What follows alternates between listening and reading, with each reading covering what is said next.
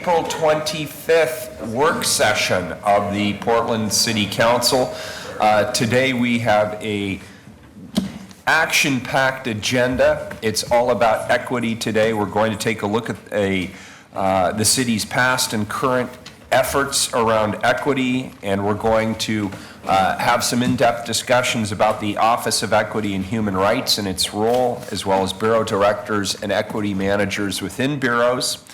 And we're going to discuss some of the differences and similarities in supports needed by both small and large bureaus to advance equity here in the city of Portland. So with that, I will turn it over to my colleague, Commissioner Fritz, who orchestrated this effort and who's put together what I think is a really terrific agenda. So I'll turn it over to Commissioner Fritz. Thank you, Mayor, and thank you everybody for being here. I realized recently that of the staff in my office, only one, my chief of staff, was with me back in the beginning in 2009. I will add with accularity that the rest have all gone on to bigger and better things. So we've had a very stable staff. On the other hand, we have folks who are not aware of what we've been doing on equity. And likewise, I realized that there's a number of other city staff who are new to it, so I wanted to pull this work session together for a summary. And I would have to say I'm as nervous as if I was speaking on my appeal before City Council in 1995. So bear with me here. The equity work built on Tom Potter's work. He had the Bureau Improvement Project over the course of his mayoralty. Nicole Chiron in the Office of Neighbourhood Involvement put together the Portland Commission on Disability, which is one of the first things I got to do as a new commissioner was adopt that commission into the city code, which taught me very quickly that as a politician I get to take credit for everybody else's work. And I'll just say, I'm going to name some names here, and there's no way I can name everybody who was crucial to this effort, so forgive me if I miss yours. These are the ones that particularly came to mind as I was preparing for this. So in 2009, this summer, the State of Black Oregon report came out, and it showed that for African Americans in Portland, not only have we not made any progress in the last 17 years since the previous report, we'd actually got worse on every single demographic number that was measurable. And that was very sobering.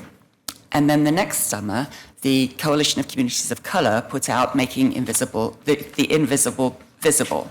And that looked at 6 communities of color and immigrant refugee groups in our city, and they also found that on every measure, white Portlanders were doing much better than people of color. And so when that second report came out, I went upstairs to Mayor Sam Adams' office, and I said, we're not just going to put this on a shelf and say thank you, are we? We're actually going to do something about this. And he said yes. And that was, from my perspective, how this work was started. Sam and I put together the Creation Committee, which I always thought was a bit pretentious, but that was his name for it. And it was over 30 community leaders, city leaders, a wide diversity of folks from business, from unions, had several people from the Portland Commission on Disability. And that was one of the reasons that in Portland's Equity Initiative, we're looking at ability and disability as well as racial impacts. There was, in 2009 and 10, there was this work of Seattle and King County that we were building on, but there really wasn't a general awareness of this challenge that hopefully there is today.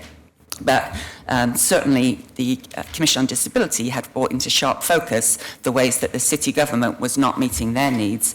And so at the insistence of Nyla McCarthy and Jan Campbell and Joe Van Der Veer and others, we emphasized race in our creating ordinance, and we also had a second focus. One of the reasons for that is that I know I will never truly understand the experiences of somebody who lives in a skin color other than mine, but as time goes by, I will certainly have disabilities now and again, or if not all the time. And so I thought that this might be a way for Portlanders who at that point didn't really understand why we were doing a racial equity plan to also recognize that this was about them too. At the time, as I said, there was the Office of Human Relations, which had done some good work and established the Community and Police Relations Committee. They were staffing the Human Rights Commission, and they had located their office out of the city centre in order to make it more welcoming. But that meant that they were not present when important things were happening. And so that was a model that, although we learned from it, we wanted not to repeat. We also had lots of discussions at the time about the future of the Human Rights Commission, which has had several iterations over the decades. And it was Alan Lazo's leadership that decided that, yes, they did want to be involved in the Office of Equity, and that's how it became the Office of Equity and Human Rights. So we adopted the ordinance for the Equity Office with the approval of all members of the Council. I want to particularly thank Commissioner Fish and Commissioner Saltzman for their input. Also, as well as Mayor Adams, Commissioner Randy Leonard gave some important feedback that once we had figured them all out, I believe made the adopted ordinance very strong. Kind of unbeknownst to me, or perhaps in parallel, there was also a grassroots effort, both in the community, obviously with the communities of colour and the Urban Leagues report, but also within city bureaus. And there were, I will call them the 5 equity ladies, and that was Amalia Alaconda Morris, Afifa Ahmed Shafi, Dora Perry from my office, Danielle Brooks, and Desiree Williams-Raji. And they had been working together is probably the most constructive way. Plotting might have been another way to describe it. To look at how can we change up from the very front line of the newest city worker all the way up to bureau directors and hopefully the council. How can we change the way we allocate jobs, contracts and services? Because when we put together the creation committee, I was expecting there to be like the Human Rights, the Office of Human Relations, I was expecting the committee to come up with, you need to do all this community engagement, you need to do this, this, this. What the creation committee decided was, city, put your house in order. Look at the demographics of who is working for you, look at where you give the contracts, who's getting the billions of dollars of city money, and who's getting the services. Is it in the areas that have been chronically underserved or not? And so that was part of the work that we did. So then as the Portland Plan was coming together under Susan Anderson's leadership, we had policy expert groups, and Amalia Alaconda Morris was in charge of one where she promptly invited Lisa Bates and Julia Meyer and Midge Purcell to participate. Judith Mowry also worked on a project expert group, and so did Dora. And so we got all this input into the Portland Plan. And before this work session, I did send around the 6 pages of the Portland Plan that I pulled out as the most relevant, but particularly the definition of equity, which went through a lot of iterations, and now we have it as adopted policy. And that is, equity is when everyone has access to the opportunities necessary to satisfy their essential needs, advance their well-being, and achieve their full potential. We have a shared fate as individuals within a community and communities within society. All communities need the ability to shape their own present and future. Equity is both the means to healthy communities and an end that benefits it all. And throughout the Portland Plan, equity is woven in every single strategy, and that then led to the inclusion of equity issues in the comprehensive plan, which we just adopted at the end of Mayor Charlie Hales' term. We created the City Budget Office, and that was very helpful in putting together budget mapping, which is still reported, which is looking at where are we spending city dollars, who is getting served. The Office of Equity and Human Rights brings an annual report to Council. And perhaps most crucially, Mayor Hales chose to put the Office of Equity and Human Rights within his portfolio, which was initially hard for me to kind of relinquish. And then I realized that obviously the mayor directs everything. And so without a strong mayor who's going to be pushing all of the bureaus and bureau directors to pursue these goals, we're not going to get as far as we should be. And so I think as long as the Office of Equity and Human Rights is within the Mayor's portfolio, and also all members of the Council are committed to furthering it and to seek how we implement that in our work, that's probably the best structure, at least so far. We did a nationwide search, which Joe Wall, who was then in Human Resources, and Anna Canwick were very involved in. We had 3 finalists, 2 from out of state and 1 local candidate, and Dante James was who Sam and I selected, and he started in March of 2012. Let's see. I think that's it. Unless I've forgotten anything, in which case we'll have to begin later. Thank you very much, Mayor. Thank you, Commissioner. Next up, we have Dante James, the Director of OEHR, and he's going to tell us a little about he's going to tell us a little bit about the role of the Office of Equity and Human Rights. Director James, welcome. If I might just jump in 1 second. I'm informed by Carla that we don't have to turn our microphones on and off, that once you're speaking to it, it realizes you're on. And if it gets feedbacky, we all just sit back until it settles down. Great. Thank you. Good morning, Mr. Mayor, Morning. Commissioners, and truly everyone in this room, good morning. It is my pleasure, honestly, to be here this morning to have this conversation. I appreciate you, Mayor, and Commissioner Fritz, for really kind of calling the question, if you will, to bring this conversation to the forefront. I was having a conversation with someone I trust very much the other day and wondering whether I needed to come and feel like I should defend the office. And this wise person told me that I shouldn't come to defend it, I should come brag about it. And so that's really why I'm here. I understand that this is a conversation about centralized model versus decentralized model. But in describing the work that we've done, I think everyone in this room can take pride in the equity work that has been accomplished. And everyone in this room is here because equity is important to them. And I think that's just a huge statement for the city and its staff. So I truly do thank everyone in this room, no matter what their perspective on this conversation is. They are absolutely concerned about racial and disability equity in this city. As the commissioner said, it's been 5 years and a month since the office essentially started in March of 2012. So in taking the staff that was already present from the Human Rights, the Office of Human Relations, and some other staff from ONI, we created a plan. We created a mission, a vision, goals, and also utilized the Portland plan that had been so well put together and had such specific action items in it. And so in some sense, realistically, that was our charge. The charge was to focus internally on helping the city do better in how it addressed racial and disability equity, with always the expectation that it was a focus that would improve and benefit communities broadly. So sometimes when I hear the question, are we doing an external versus internal approach, I'm not sure what that means. Because the work that we do is always so that the communities will benefit. If the city does what it does better, contracting will be better. If the city does what it does better, we'll have more sidewalks in places that don't have sidewalks. We'll improve the unemployment rate in this city. We'll improve the housing in this city. That's what the focus has been, and I think you've seen outcomes that reflect that.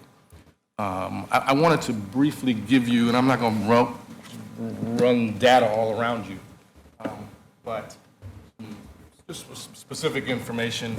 Very recently, I've got some extras too, if anyone is interested. The first page is the data that the commissioner mentioned on what it looked like in 2010 from the coalition's report.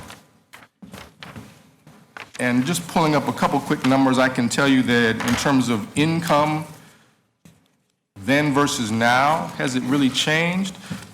The numbers in 2015 essentially demonstrate that this number hasn't really changed.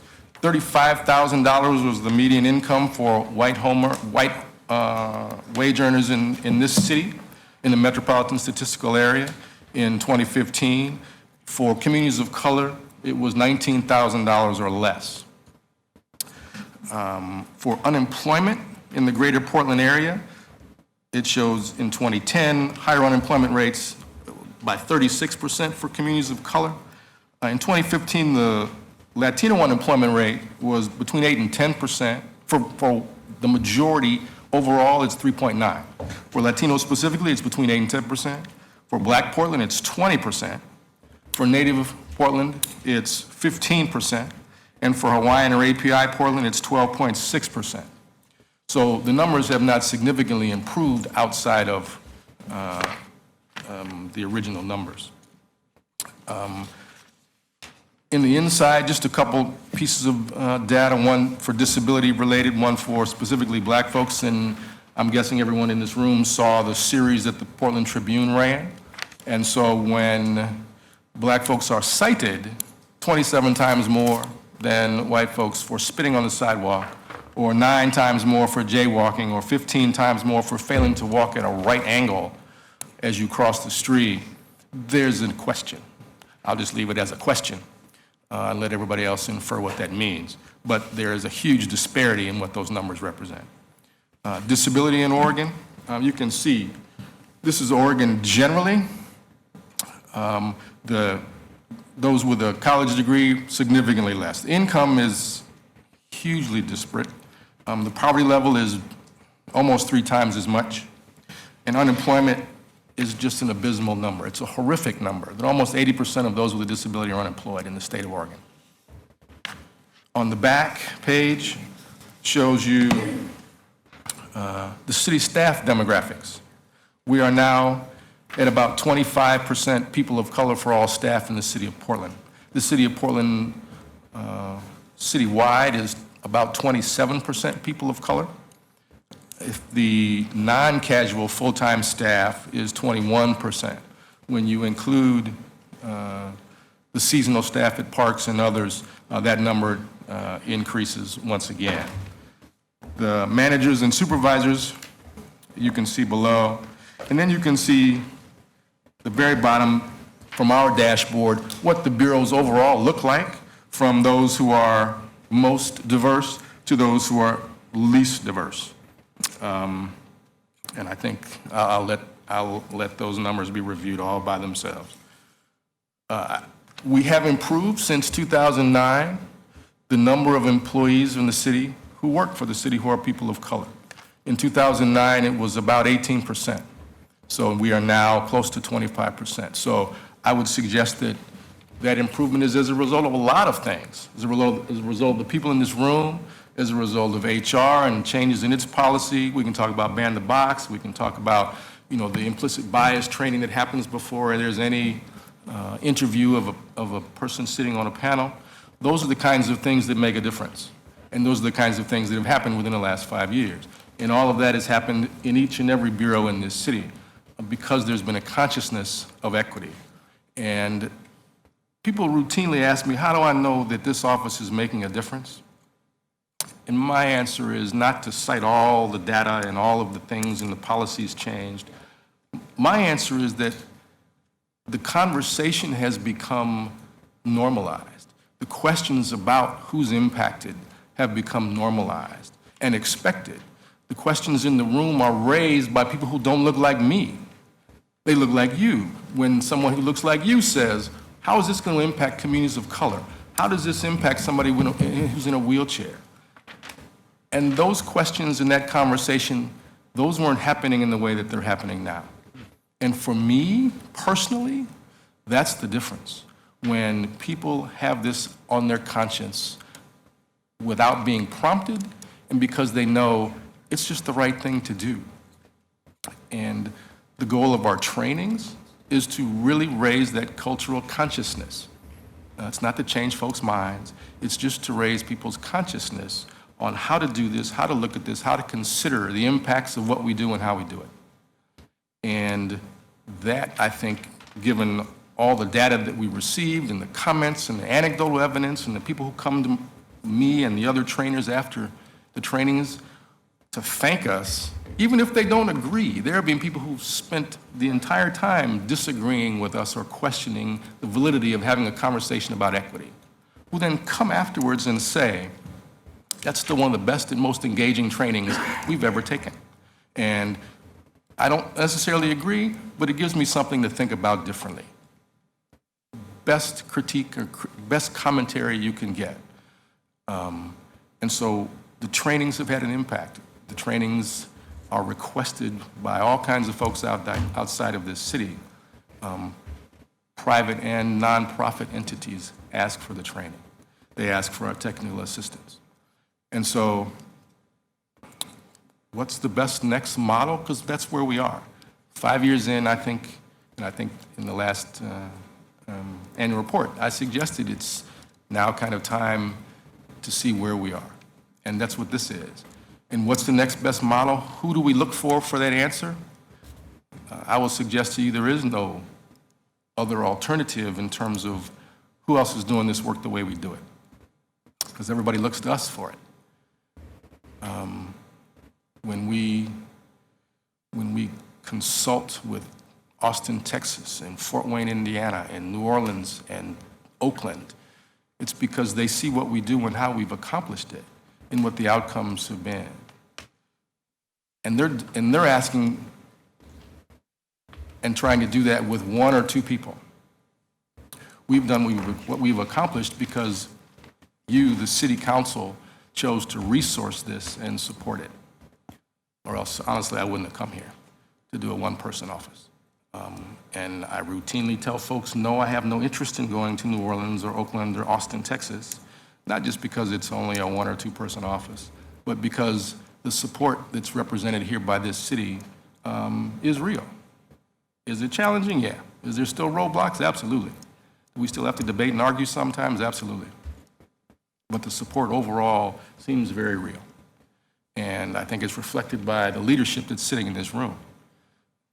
That reflects you and your desires and values as well, so I much appreciate that. I'm not sure what you wanted from me in the opening, but I'm going to stop and let it go from there. Thank you. I'd just like to add on too that when Dante was hired, one of the first things I said to him was, we need to establish this office so that no politician in their right mind would dream of it going away. When, in 2012, I was in a very acrimonious re-election campaign with the former House Majority Leader. Mayor Hales was running with a very strong group of candidates as well. And he initially, during that campaign, was disparaging the Office of Equity and, wondering whether it was a waste of money. I decided to continue to campaign on the fact that it was not, because I felt even if I lost that election, I wanted to be able to keep the office going, because over the past probably 50 years, there have been so many cycles of people trying to do the right thing, trying to get it right. And indeed, many of the community members were reluctant to come and serve on the creation committee because they said, we've been here before, nothing changes, we just can't invest our time. And yet here we are, where it is one of the first things that pops into white people's minds on the council as to what should we do about this? How do we address jobs, contracts, and services? And it's not just changing hearts and minds, it's seeing actual results. So I want to thank you publicly, Dante. Thank you. Commissioner. Dante, thank you. I have two questions. First is, I understand there used to be regular citywide equity committee meetings. Why were they canceled, and what have they been replaced with? Sure. No, thank you. They were canceled. A little closer. I think I'm losing my hearing. Struggling to. I'm struggling to hear you, and I think the mayor said it's the acoustics. That'll be better. Okay. That better? That's better. That better? I'm gonna bring a wireless speaker next time, because I literally, over here, it's very hard to hear. It's not your fault. Okay. Sometimes it sounds, I feel like I'm yelling as well. I don't want to yell. The Citywide Equity Committee was, as you know, it was the next iteration of what previously existed, which was the Citywide Diversity Committee. And so, because that was already in existence, in conversations with Desiree and others, looking at how to use what already currently exists and not trying to create something new, the Citywide Diversity Committee made sense. And to essentially reenact it, redraft it, repurpose it to be the spoke, if you will, the hub of the spokes to the bureaus.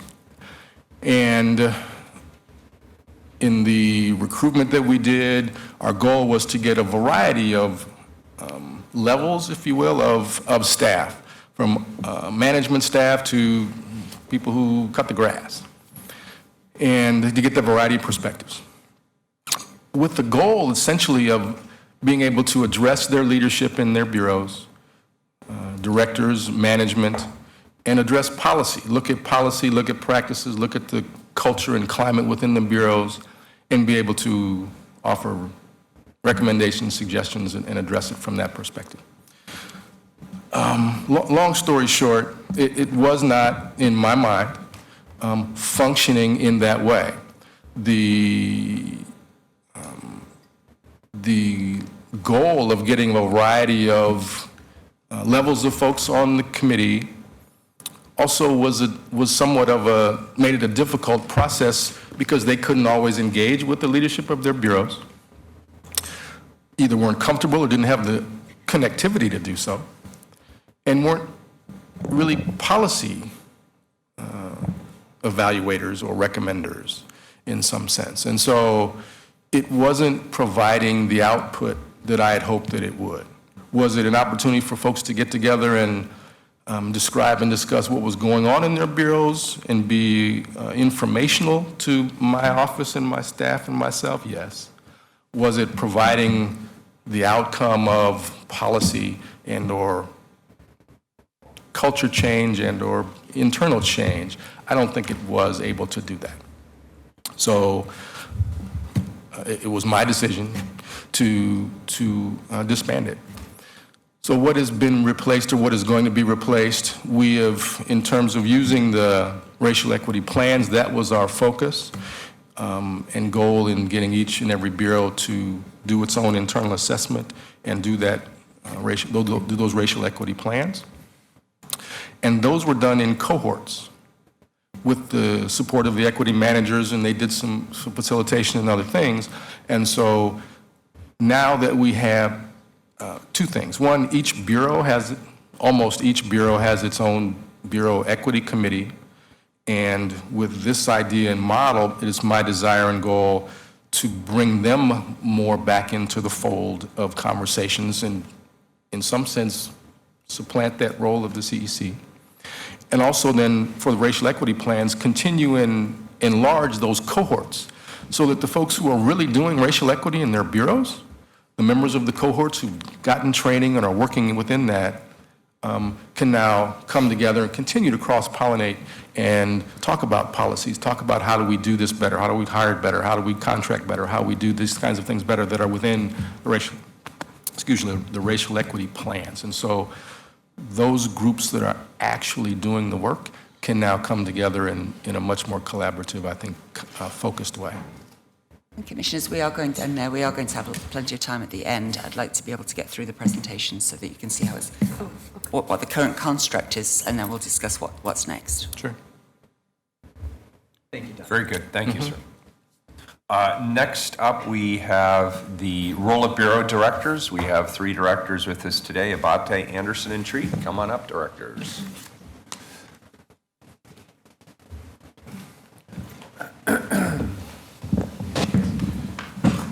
And as Commissioner Fish noted, if you could pull the mics as close to you as comfortable, that would be really helpful. We're sort of in the echo chamber over here. Can we have Rebecca come up? She's here as well. Believe it or not, I can't even hear what you just said. Rebecca Esau, the interim director of BDS. Come on up. Yeah. Rebecca. Thank you. You still only 10 minutes, folks. All right. So I was asked to talk about a couple of things. I'm going to focus on 3 areas: BPS's internal equity program, collaboration, and some thoughts on the structure. As Commissioner Fritz mentioned, we started our work back in 2010 in developing the Portland Plan, and equity was really at the heart and soul of the plan. The process also caused us to look internally at how we managed our own bureau, and my 2 key managers, Joe Zender and Michael Armstrong, and myself, we went to a 7-day class over 2 weekends, which was sort of an immersion on dismantling racism. And it caused us to come back and look at every single program and every single project we were working on and take another look at how we did our work. Soon after, in 2011, before the office had started, we hired Desiree Williams-Raji. She was already working on sustainability issues. She also has her MBA, so she was great on management and other issues, and she was a perfect match for us to be able to integrate equity with sustainability and planning and kind of bring that all together. It became sort of, I think as Dante had mentioned too, that over the past 6 years, it's moved from beginning to do the design of the program, stopping and going, oh, wait, what are the equity issues here, to being the norm to put that in right up front and looking at, who is being served best and who potentially might be harmed by some of the programs. So all of that work, I think, has really enhanced the work we're doing. Desiree also works a lot with all of our program managers on minority contracting, on women and minority hiring, and I think that's also helped the Bureau. In terms of collaboration, collaboration is pretty much all my Bureau does, because we don't actually build the streets or do the housing and the other things, and if we don't collaborate, we don't get any of those things done. So I think we've done a lot on sharing job descriptions for our equity managers, sharing the kind of work we're doing with the other bureaus. I think the collaboration probably could be a little bit better with OEHR in terms of the Citywide Equity Committee did have a lot of issues, I think. I think we've been good partners with them in that I meet with Dante 3 or 4 times a year, and we kind of go over the issues that are important.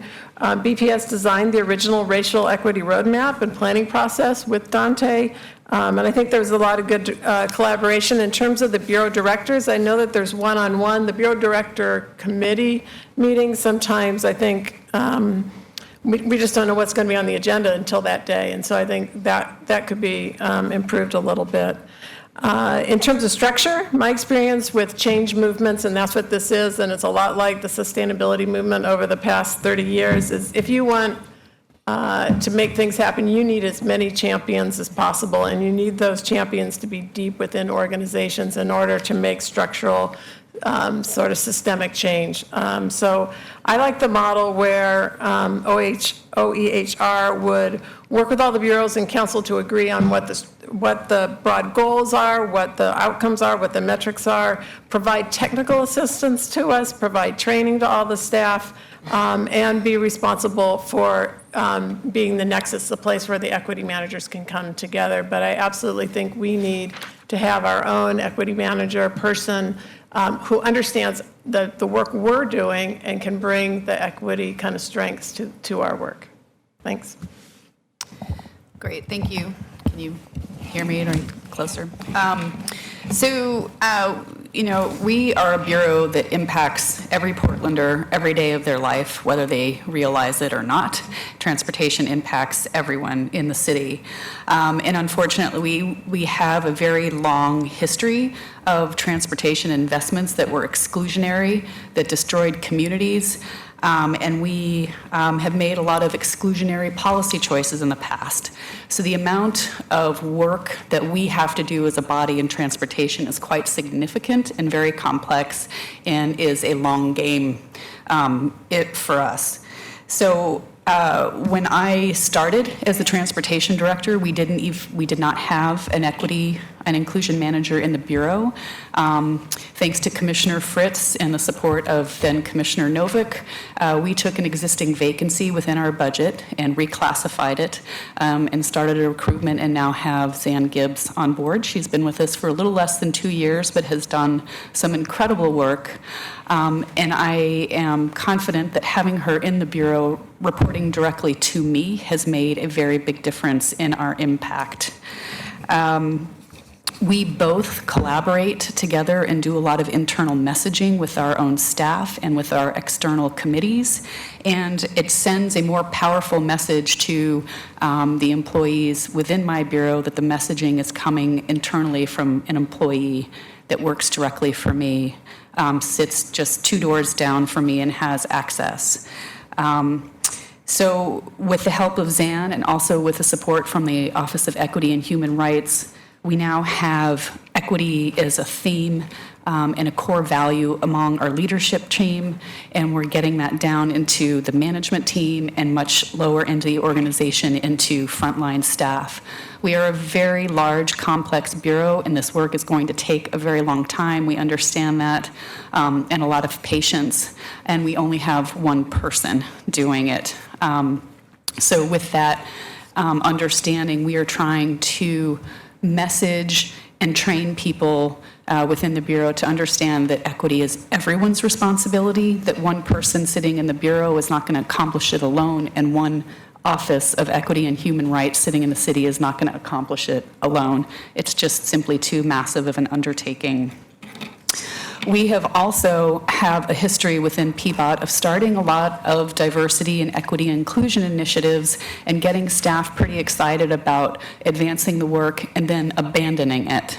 So there are several fits and starts in the past, and it's led to an erosion of trust with my employees. They have been very reticent to pick up the work again for the racial equity plan. They have been reticent to serve on more committees because they don't believe anymore that there is a true commitment to the work. So we have a lot of work to do internally to restore the trust with our employees, especially those of color who have served on many committees in the past and not seen the outcomes they were hoping to see. And I believe in order to do that, we need internal resources to constantly work on that, and that is what Zan is doing. So Leah, I'm going to interrupt you because there's two others that need I'm to- sorry. It's okay, I know that we could use a whole day on this. I could. Thank you. My apologies. Thanks. Thanks, Leah. Mayor Mike Abate, Portland Parks and Recreation. Thank you for having this conversation today to get a better understanding of the equity efforts across the city. And I really want to acknowledge the work of the Office of Equity and Human Rights, and specifically Dante, because 4 years ago, when we embarked on going after an equity and inclusion position, and like Leah, trying to cobble together funds and existing positions to make that happen, Dante was critical to helping us develop a job description, talk about what that position might do, and actually participate in the interviews that led us to hiring Art Hendricks as our first equity and inclusion manager. I also have benefited greatly over the years that Dante's been here from his advice and counsel on issues that have come up on the Bureau. I appreciate his wisdom and count on him on a regular basis. So I also have let him know that the centralized model is not something that I would recommend, and I'll tell you why in a second. When we talk about structural changes, there are practical and philosophical considerations. First, the practical. Portland Parks and Recreation's been pretty successful with the current model. Every day, we're integrating and organizing our equity work. You saw it in our budget this year with some of the budget cut packages that we promoted, as well as some of the ad packages. Our current organizational structure has the equity inclusion manager, Art Hendricks, reporting directly to me and supporting all of the other five major divisions of our Bureau at work. We've been able to pull together our Diversity Equity Committee and our senior management into a series of racial dialogues that have helped us change the culture and develop increased trust with our employees. And we've made a change in the diversity of our workforce that's represented in the chart that you see here. Since 2012, we've gone from 15 to 20% people of color in our permanent employees, and overall, all employees from 24% to 31%. We have more work to do, but we've been seeing some great progress. We have an ambitious racial equity plan, 5-year plan, to guide us in the years ahead so that we can better reflect and serve Portlanders. And as I mentioned, Art Hendricks, our equity and inclusion manager, reports directly to me. So he's part of all senior management team policy discussions and decisions, briefing the commissioner on a regular basis as well. Another practical... Mike, there's to be an equal opportunity interrupter and ask you to... Okay, let me sum up with one thought. Right now, the equity inclusion effort is led within the Bureau. One of the things I'm concerned is the cultural change that happens when you embed another Bureau's employee into your Bureau. Automatically, culturally, that person is seen as a watchdog rather than a collaborator. And that's one of my biggest fears. We're starting to change the culture now. We support all the work of OEHR, and so that's one of the reasons I'm opposed to putting a person that reports directly to Dante, not to me, in our Bureau. Thank you. Thank you. Rebecca Esau, interim BDS. Can you pull the microphone? Yes. Interim BDS Director. Thank you for letting me jump on board here and talk to you about this issue. The question is, what organizational structure best supports the work that we're already engaged in and that has a great deal of momentum already? Our Bureau of BDS, we're on the front lines every day. There is a level of excitement and level of excitement going on. No, the microphone's not working. Thank you. Okay. In the Bureau, about this work, and I would just say that I'm opposed to a centralized model. We've seen great success with a decentralized model. We've got Dora Perry, who's embedded with us. So much of this work is delicate, it's interpersonal, it's about building trust and building relationships, and she's done that with us at all levels in the organization. And it's not a top-down thing, it's infused throughout the Bureau, all the way from the director to the line staff.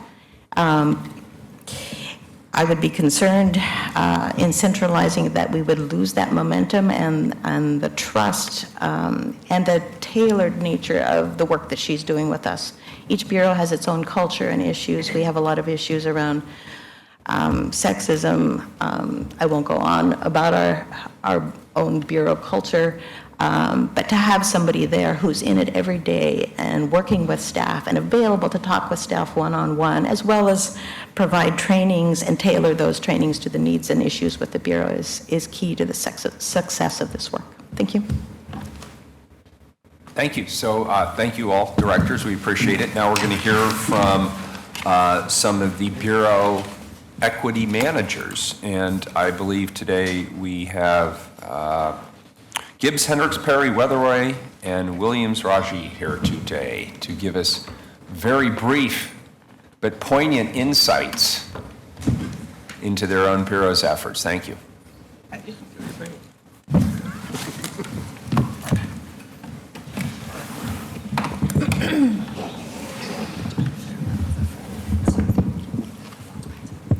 Is this one working? This is one working. Works great, yeah. Wonderful. Great. Thank you so much for having us here this morning, Commissioners. It's I appreciate the opportunity to introduce the work that I do at the Bureau of Planning and Sustainability, and a little bit too about the work that I've done over the past 8.5, 9 years with the City of Portland, but I'll be brief. Much has actually already been said about the work that we've done by our Bureau managers. And so I thought it might be helpful to talk a little bit of context. I was part of a group back in 2010, I believe, no, 10, that went to Seattle to actually do a fact-finding mission about the Race and Social Justice Initiative there. We wanted to understand what the structure was of how the work was actually able to affect change. And we found many different things. One of the things that we found was that you actually need both a centralized and decentralized model for the work to actually be effective. And so what do I mean by that? I think it's important to be clear about what is centralized and what is decentralized. And what was centralized in Seattle was the vision, was the narrative of change, was the overall strategy for the work. What was decentralized was the implementation. And so I think we're caught up a little bit in a conversation of looking at things as either or, but rather, how does this work together? And so I offer that to say, I don't think it is one or the other. I do think that it is both to be most effective. And so in our Bureau, the work that I do to give a little bit more description of that, it's different every single day. Some days I'm a coach, sometimes I'm a teacher, sometimes I'm a cheerleader, sometimes I am a facilitator. There are so many different things that I do one day to the next. I can't tell you that it's nothing consistent. But what is consistent is a commitment to making sure that we are making a positive impact to the communities that we serve. To do that, though, I have to understand the personality of the organization, which means I have to understand the personality of the people, when to push, when to pull. It's a nuanced work. It's both art and science. It is also a work of healing pain, something that Commissioner Fritz had spoke to in terms of our long history of discrimination and disparity in the City of Portland. It's hard work. It's hard on us, but it's so incredibly valuable and it's so incredibly meaningful. And we have seen so much change happen, whether it be in the short amount of time that Zan has been here to the amount of the 8 years, the 9 years that I've been here has been impeccable. I mean, not impeccable, it's amazing to see how much has actually shifted in our culture. So I'm greatly appreciative of the Office of Equity and Human Rights, the structure of that existing to carve out an actual centralized place within the city, And I'm also so grateful for the implementers that are here, because I learn from you. I learn from them. Every single day we support each other, we collaborate together, and when things don't exist, we make them up because it's hard, and this is new work, and we don't have an architecture design to it, so we do have to make it as we go. So thank you for the opportunity to be with you today, to share what we are doing and to give voice to that work. I very much appreciate it. Thank you. Thank you, Mayor and Commissioners. My name is Art Hendricks. I'm the Equity Inclusion Manager with Portland Parks and Recreation, and I appreciate the opportunity to talk a little bit about our collective work and specifically our Bureau. I'd like to thank Director Abate and the staff at Portland Parks and Recreation at all levels really for supporting, embracing this work, and I want to acknowledge and thank Commissioner Fritz and her staff for both encouraging and pushing us to embed equity within our organization.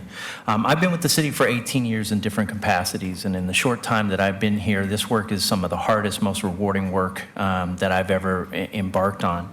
And, we've been able to accomplish a lot in 2.5 years. We've created an equity dashboard for our bond capital improvement system development charges, as well as our program development that looks at critical data, and that as staff are making those decisions, that they're looking at the data and also looking at the impacts on the community. The creation of the racial equity plan is, I think, a huge step for us as an organization. The establishment of the Parks for New Portlanders program, which is embedded in the Equity Inclusion Program, is making huge strides at the inclusion of refugee and immigrant communities and using parks as a venue and a vehicle to help with the integration of these folks that are often underserved and are in the process of transition.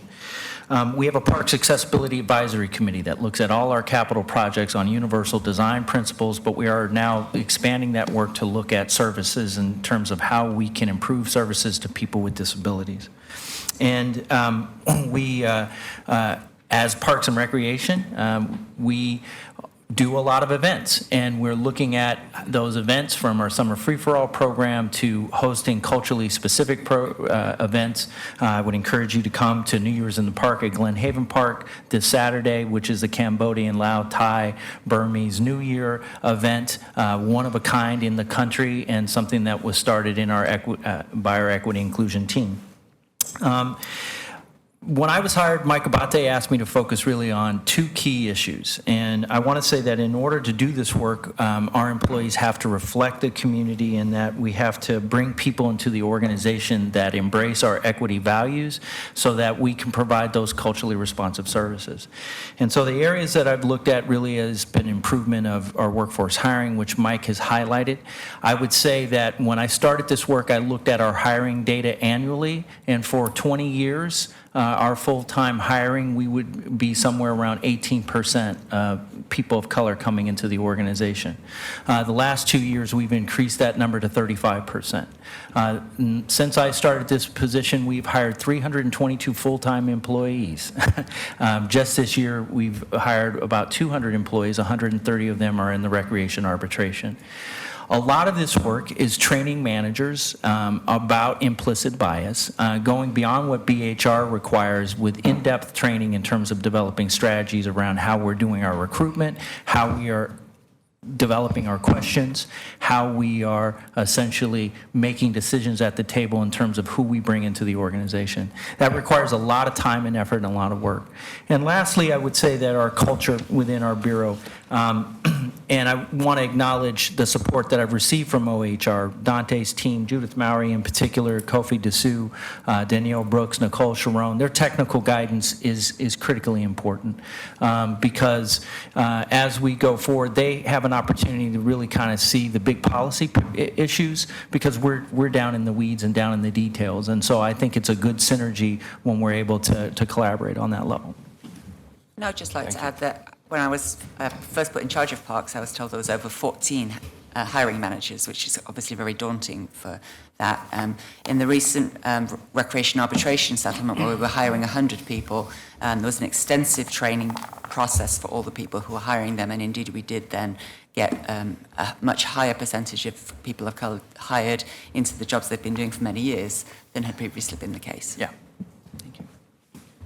Good morning. My name is Elle Weatheroy. I'm the Equity and Diversity Program Manager for PPB. Can you hear me? Yes, thank you. Okay. There's feedback, it feels like.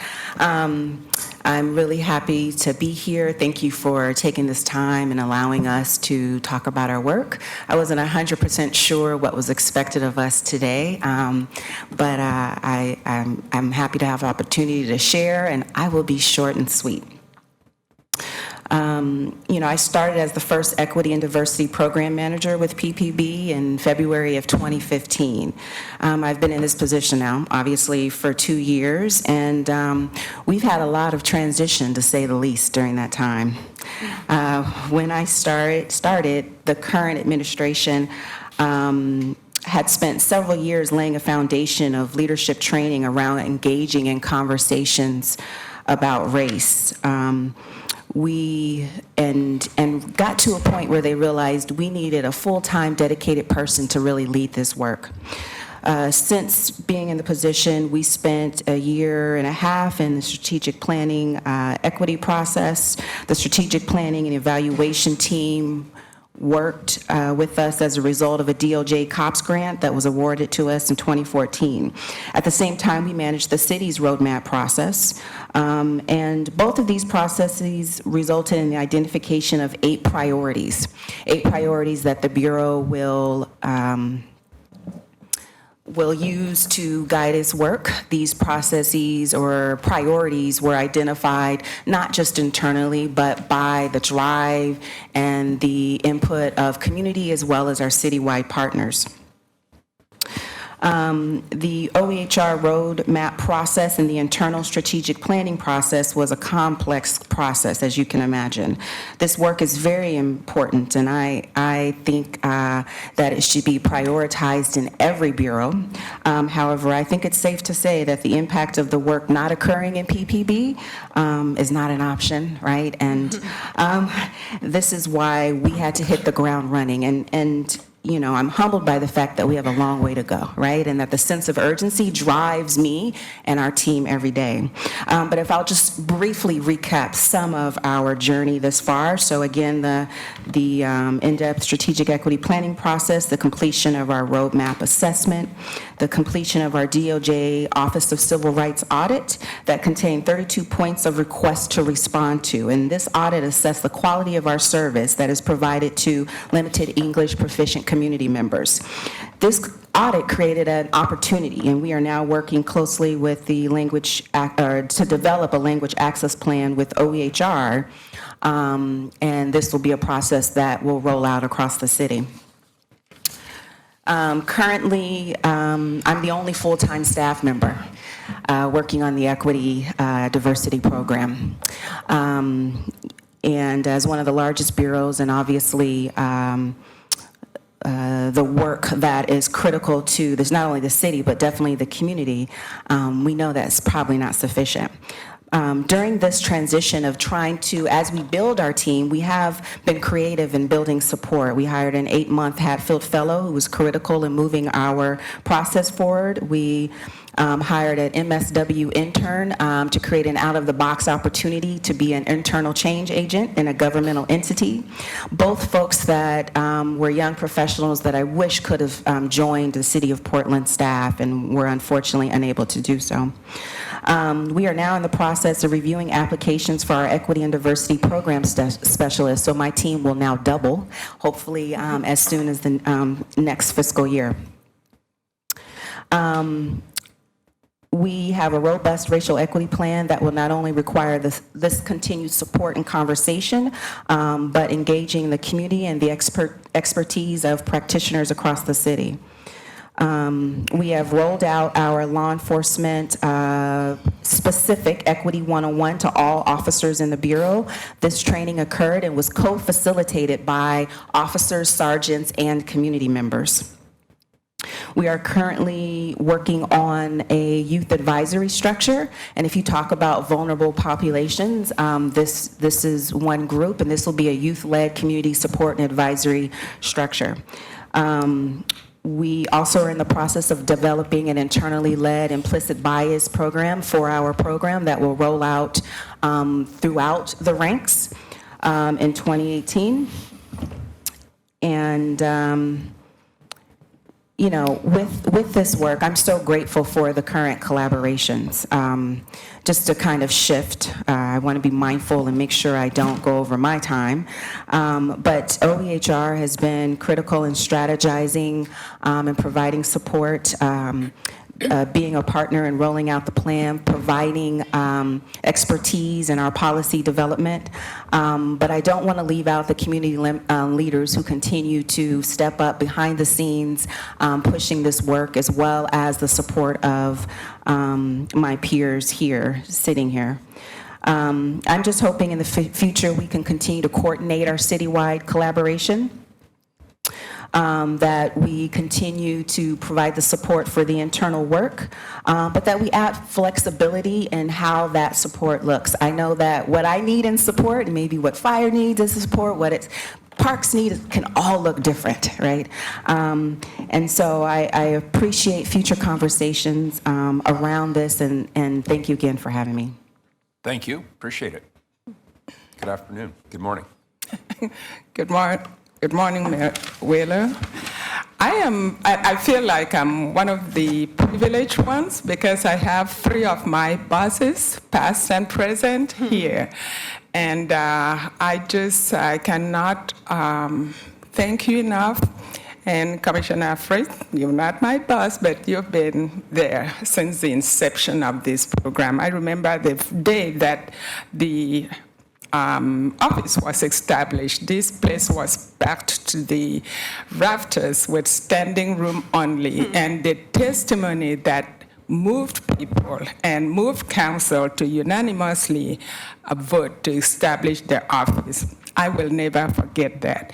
I think that's what drives me, because my heart was so into making this happen. I hear somebody said that when people constantly get disappointed, we were told, Commissioner Frith can remember this, every time a community member will be coaxed into participating, it's like, no, I've seen this before, it will not work.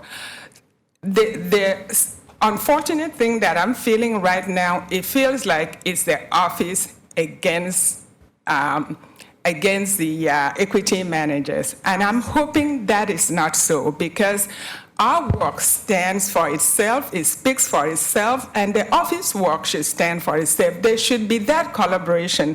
It's just surprising to me that after the amount of work that you are listening to, that this is the first time we are in front of you. That is the discouraging thing. And I hope going forward that you will get to hear what we're doing, because we cannot do this work without your support and believing in us and knowing that work is happening even when you are here doing your own work. I thank you, I thank my colleagues, I thank those who are behind us. My director, who is an interim but has been supportive of me. Can you make sure to say your name for the record? Dora Perry, Equity and Policy Manager for BDS. Thank you. I wrote a 4-page thing to read, but I'm not going to be able to go through all that, because I was trying to paint a picture, which is culturally what we do, to paint a picture of how this work does. So I'll just read a little bit. I'm nervous. We have a 26 people BEC team working right now in a retreat to be empowered, and we are building capacity so that this work will not be on Dora. I don't want to center myself. We need to let this work be carried by the people who really understand how it should be. I'm going to read a quote here. It is from Mayor Jerry Abramson, Innovations in American Government Award winner.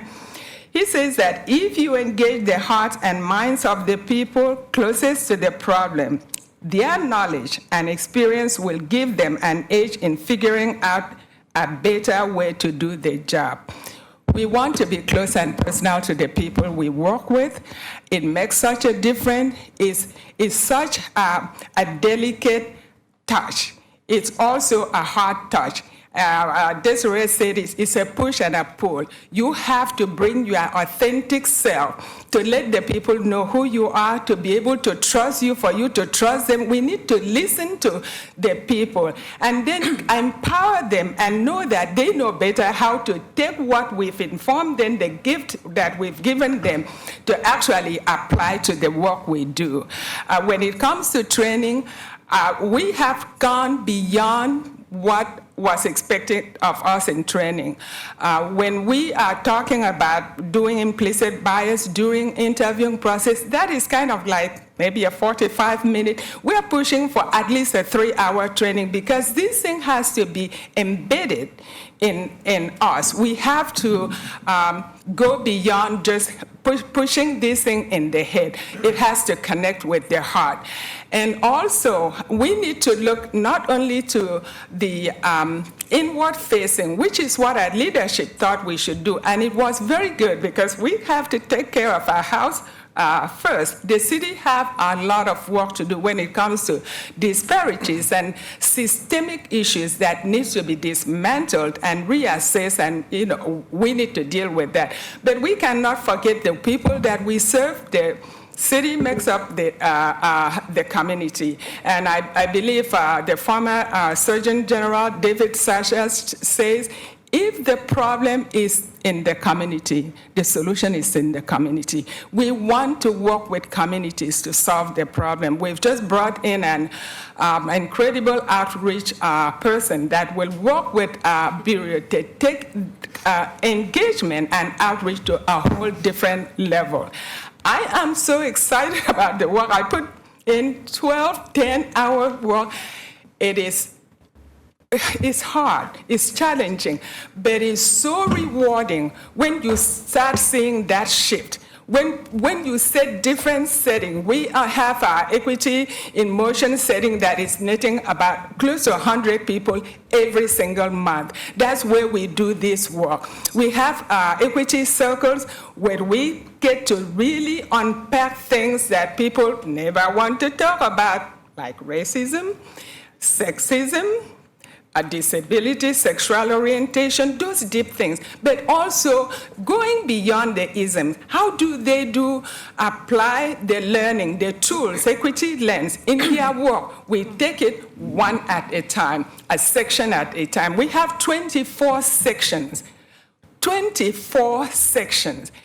All of them are unique, but they are interlocking. We can't decouple the work. I can decouple the work from the Office of Equity, but I have to do the work differently because I'm implementing. It's not a 60,000-foot view that I'm looking at. So I'm grateful. You hopefully will hear more. We have a 16-page plan, a work plan that we delivered. I think the office was really stunned, and it's like, no. So we tailored it down to 4, and we are implementing it one strategy at a time. I'm hoping there will be future chances so that we can really showcase what we do. My colleagues have been amazing. My former bosses and present one have been amazing. The community have supported me. I was last night doing a community process.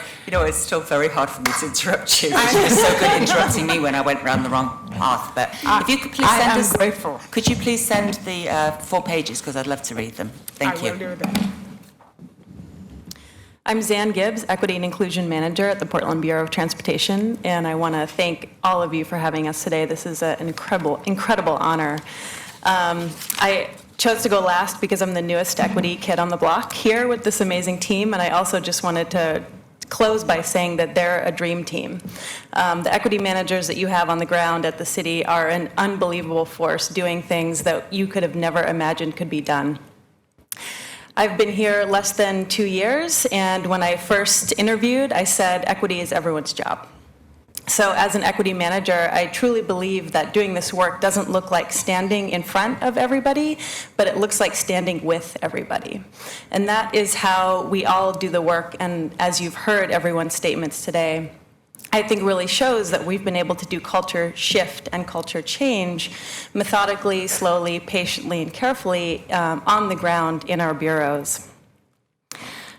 One of the things that I inherited was an equity committee that was really struggling. And the first thing that they really wanted was some reorganization, some strategy, a vision. So we completely reorganized how the team could look in-house and gave them a mission, a vision, a strategy, and an outline, and then had everybody reapply. We now have a thriving and ever-growing equity committee that is overseeing the entire work of our 5-year racial equity plan. When I came on, we also spearheaded a complete overhaul of PBOT's hiring processes, and that I've been tracking the numbers quarterly ever since that shift, and we have seen nothing but an increase in the percent of people of color hired into the Bureau since changing those policies. The roadmap process was an amazing gift from the Office of Equity and Human Rights, because what it did was it gave us a template to do a full audit of the Bureau. It was extremely daunting, it was extremely complicated, and at PBOT it took 15 months just to complete the 40-question assessment. Also recognizing the heavy lift, much like Elle mentioned, we also had to hire a Hatfield Fellow who came on for 8 months just to help complete this roadmap. The completion of the roadmap led to a 43 action item plan that split into 6 themes that is robust, amazing, and involves 50 different staff leading action items at PBOT. I will say that we did an FTE analysis of the plan, and it turns out to be a 3 FTE plan. So like many of my colleagues have said, I'm a one-person show at PBOT doing the work of 3 FTE with one plan that is amazing, and we are going to charge forward nonetheless. To me, what that really means is being on the ground and doing this work is a heavy, heavy lift, and we can't stop. We have to look at the 3 areas of effort, diversity, equity, and inclusion, and tackle all 3 of those angles in innovative ways, and listen to what the staff need. So now that I've been there just under 2 years, I have staff in every work group coming to me asking for specific advice about those 3 topic areas, specific tailored trainings, and specific ways that they can incorporate this work into their work plan. The last thing I'll close with is that I think with these racial equity plans at every bureau, we have a huge opportunity for collaboration. So where I see some real gains moving forward is an opportunity for the Office of Equity to look at these racial equity plans and figure out how we can collaborate on them and how we can avoid duplication of work. There's some amazing action items that if we solve them one at a time, we can start to share the successes with all of the bureaus, and we can all be implementing best practices as we create them together. Thank you so much.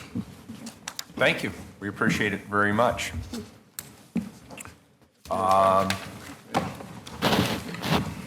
Next up, we have Director Canwit to talk about equity work in bureaus that do not have equity managers. And as she's coming, I just want to reflect that the police position was the only one that council actually added funding for. Every other bureau that has an equity work leader, it was prioritized in existing spending. All right, thank you, Mayor, Commissioners. Anna Canwit, Director of the Bureau of Human Resources. So just a couple of things, and I will try to be quick because I know we're way beyond your time on the agenda. So my bureau, of course, we do a lot of outward focusing things for the city as a whole, as well as inward. What we have done with 0 FTEs is, of course, create an equity plan with the help of the Office of Equity and Human Rights. I have a very active equity committee, self-selected throughout the bureau, that run with very little guidance from me. I asked them to figure out what the bureau needed. They've done that through surveys. They create trainings for the bureau as a whole, excuse me, to move us in the direction that my bureau has wanted to go. That takes a lot of time because it is the bureau as a whole that's working on these issues, where we have seen the problem obviously is time. And so when you talk about then again another citywide committee, I again think our issue is going to be time and resources. What I have heard today as a theme, I don't for a minute think this discussion is an us versus them discussion at all. I've been with the city a long time. I was here not in the Bureau of Human Resources, but in the city attorney's office when we created a centralized human resources system. What I see as one of the issues is we do have a wonderful group of equity managers in the bureaus. I'm privileged to attend their meetings with Dante to get an idea of the work they do. But what we, outside of the racial equity plans, what's difficult is the collaboration across the city. The equity managers, I collaborate with each other. The sharing of ideas, though, across the bureaus that don't have equity managers is very difficult to accomplish. And that is, as you've heard them talk about, they are very busy with their individual bureaus doing that work. I also think what we've seen is a lot of emphasis on bureau culture, which I think is important, but there's also a city culture and a city message that is equally important to get out there. And it is difficult for bureaus without an equity manager. I absolutely agree that this is not a person's job, but that having expert advice would be really helpful. For example, in my bureau, while my equity committee has done a fabulous job with training and some other things, where we are under-resourced in terms of expert help, is working with us on changing evaluations, interview questions, things like that, that we would like to export out, actually, to the rest of the city to ensure that we have a more uniform approach to some of these issues. But again, I don't view this discussion at all as us versus them. I view it as we've had been in this for 5 years now. What can we do to move forward and be more effective, really, as a citywide enterprise to address our issues around equity and inclusion? Thank you. Thank you. Good morning, Tracy Reed, Portland City Attorney. I was asked to briefly discuss what we do as a smaller bureau without a separate equity person. So when I became city attorney, I adopted 4 strategic goals to guide our office, and one of them is to further equity policy as set by the city council. And we really see that as having 2 parts. One is internal equity, diversity, inclusion in our office and in the legal community, and one is our work to foster citywide equity as the attorneys that work enterprise-wide. And just very briefly, I have to say that the Office of Equity and Human Rights has been helpful on both fronts. All of the attorneys and staff in my office had Equity 101 training the first year that it was offered, and we've partnered with OEHR, and I'll touch on that in a moment, on some law-specific training. So internal equity, we see our responsibility as to make sure that our office is an equitable place to work, inclusive, where diversity is embraced and valued, and to contribute to equity, diversity, and inclusion in the legal profession. We started an honors attorney program where we recruit at a diverse number of law schools to try to increase diversity in the legal profession. We do mock trial and constitutional law competition coaching at high schools that have historically underrepresented populations, and that also have perhaps fewer other or parent volunteers in those areas, and we have worked with numerous students of color and other diverse students. We have a very active equity and diversity committee. We've had a fun diversity day for many, many years. We have a diversity and equity book group. We have all kinds of internal equity and diversity trainings, movies. Our attorneys are very active in the diverse bar associations that represent a number of different groups of attorneys. Our attorneys and staff volunteer in all kinds of equity-related functions. We sponsor events in the legal profession related to diversity and equity. All of our attorneys and staff are evaluated annually in their performance evaluations on their performance under our equity goal. All of our attorneys and staff are required to participate in 2 equity and diversity-related events a year.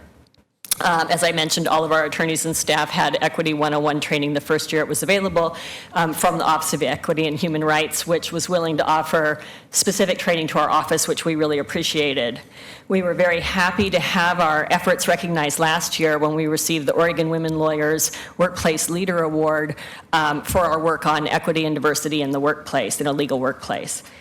Our external equity efforts are focused on ensuring that all of our clients, which is all of the city bureaus, are are working to achieve the council's and the Office of Equity and Human Rights policies and equity goals. So as we're providing legal work, we try to, and there's just any number of areas, whether it's translation and interpretation, reminding people and assisting with those types of things, whether it's Title VI, Title VII, all of the civil rights laws, our own policies. We started a community justice and civil rights work group within our office to do affirmative work on equity and civil rights related things. Some of the types of work that we focus on in these areas are recently all the sanctuary work, the immigration work, and lawsuits, housing, removal of barriers to employment for returning citizens, boards and commissions work, police reform work, community engagement and inclusion plan on capital construction projects that's still in process. Last year, we partnered with OEHR to organize a 2-day training and bring John Powell, who's a Berkeley Law professor, up from the Haas Institute. We did a training that was attended by all the lawyers in my office, but also other lawyers locally and lawyers from around the country on how to increase equity in the practice of government law. And that was fantastic, and we could not have pulled that together without the help and cooperation of the Office of Equity and Human Rights. And next week, I'm going to be attending for 2 days the Othering and Belonging Conference that's also put on by the Haas Institute down in Berkeley. Judith Mowry is going to be there as well. I would not have known of that opportunity but for the Office of Equity and Human Rights bringing it to my attention. So we do a lot of work that's law-specific and that's, related to our profession, our field, but we also very much value the contribution and collaboration of the Office of Equity and Human Rights. Thank you, appreciate it. Before we have Kristen help us facilitate our discussion, I wanted to turn this over to Commissioner Fritz. Well, thank you, Mayor. I just wanted to add that conspicuous by its absence on the agenda is what is the role of council members and the auditor. And so that's kind of this is where we come in, everybody, is kind of what's we do within our offices and also what's our responsibility, and then more particularly what is going to the policy, how can we continue to have an effective structure for advancing equity in the City of Portland. Wonderful. So for the record, my name is Kristen Dennis from the Mayor's Office. I've been asked to kind of help facilitate the discussion. I know that the council members probably all have a lot of questions that they didn't get answered from the people who came up to testify. So if it works for the council, I'll call up the equity managers back up so they could sit up here, and then we'll lead a discussion from you. So all the equity managers, if you could come back up, please. And just to kind of frame this, I know that part of the discussion is, what's the most effective use of city resources? So we have a limited number of people, FTE, budget resources that we can use, and we want to, have the most bang for our buck in reaching our equity goals. So I'll turn it over to any of the council members if any of you have any questions you'd like to ask, or I can ask a question to the group. Just one other thing, if I could ask Nicole Chiron to come up, because we didn't really cover too much on the disabilities aspect of this and of the work, and there is a significant amount of it, so I want to make sure that we literally give her a place at the table. Wonderful. Thanks, Nicole. So I have if I could jump in with a question, and first I just want to say, Dor, to my friend, it's been too long since you were before us, and thank you for joining us today. You helped shape my thinking on this subject over many years, and I appreciate your leadership. So one of the things that's come out of this hearing for me is a question about centralization versus decentralization, but at the core of it is something that one of you said, one of the equity managers, I think it was the first speaker or the second speaker, the difference between strategy and implementation. And what I want to go back to that notion, because however you end up in this conversation, it seems to me the critical component is having a citywide standard, a floor, if you will, that applies to every bureau. And then to allow the bureaus to customize based on their own history. And so, some bureaus, when you look at the data, have further to go, and depending on the anticipated turnover in the workforce, there's going to be a question about timeline. That's different, of course, than how we structure leadership in bureaus. And I think there's more flexibility there in the short term. But for me, it comes down to a question about what's the floor and expectation, and how do we ensure that regardless of who is the commissioner in charge or the director, we have a uniform standard? Now, the way we do that in certain other areas is we mandate certain standards. So around Title VII, we mandate 2.02 training, and it's not discretionary. Every employee must do it and must do a refresher. So we have created a hierarchy, and we said that's critically important to having a healthy workplace. So my question to this panel is, putting aside whether we move towards a centralization or a decentralized model, how do we ensure that there is a baseline of standards at each bureau that is established and for which there's accountability regardless of the leadership of that bureau? And for me, that's a fundamental question. Anyone? Well, let me just say this. One, I appreciate, this is not the Office of Equity versus the Equity Manager. I think they have done phenomenal work in their bureaus.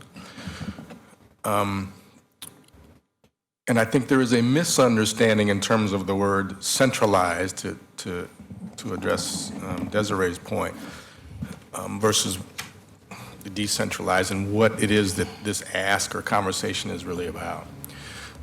To your question, Commissioner, I think that's a legitimate concern, because while we recognize the beauty and values of the folks sitting in this room today, who are the leaders of the folks sitting at this table, that may change. And we know that we can strangle a program by strangling a budget. We know we can marginalize the people who are running something. We know that we can ignore and have them sitting by the window not knowing about the meeting that they could or should have been in.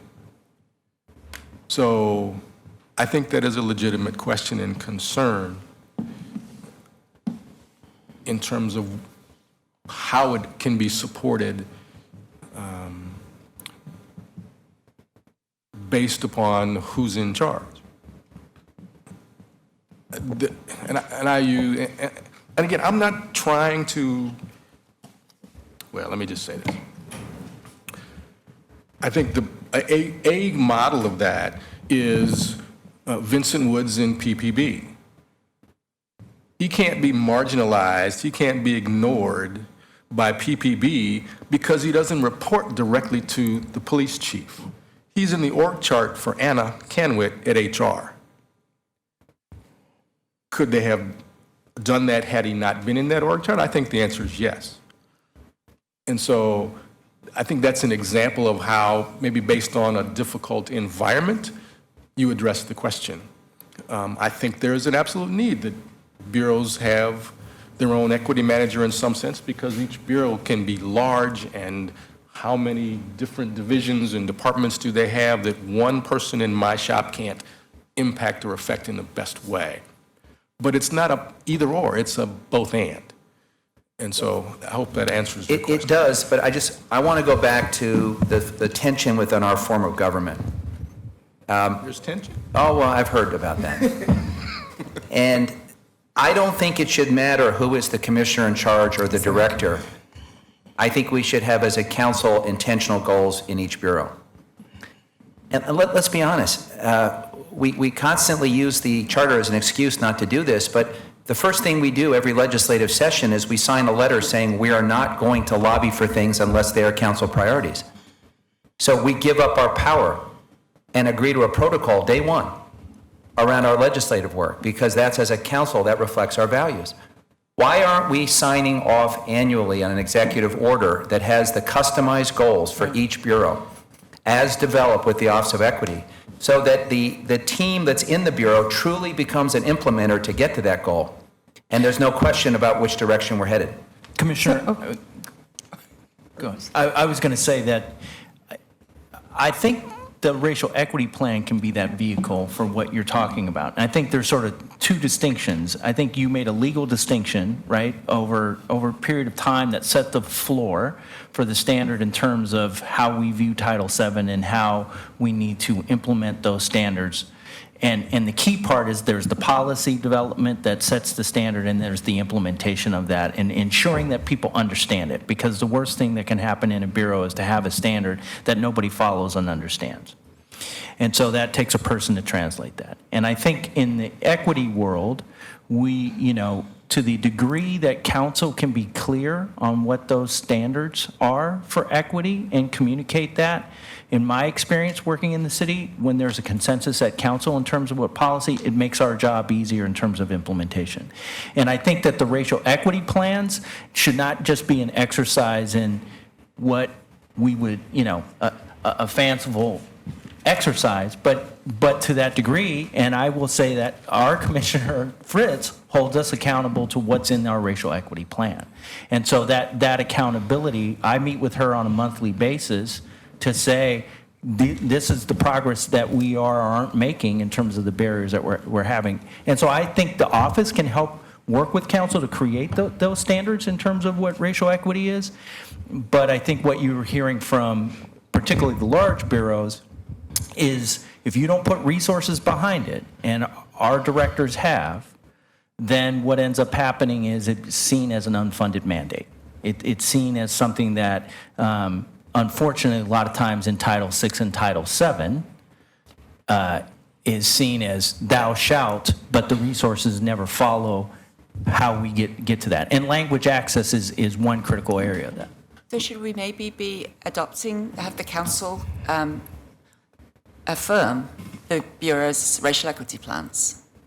Because that would be a way perhaps to get to Commissioner Fish's concern that... To me, that's the feedback loop back to the community. Mm-hmm. And I think if we talk about, because ultimately the bureaus, and this is where I think Seattle has some clarity in terms of their plan, is they are clear on the disparity of outcomes that city services should be addressing. And ultimately, I think that if council is silent and it becomes just an exercise internal, and this is just my opinion, I think that anytime there can be accountability at a council level for the racial equity plans, I think you all hear from the community far greater than a lot of people within the city, and I think that's essentially what our task is.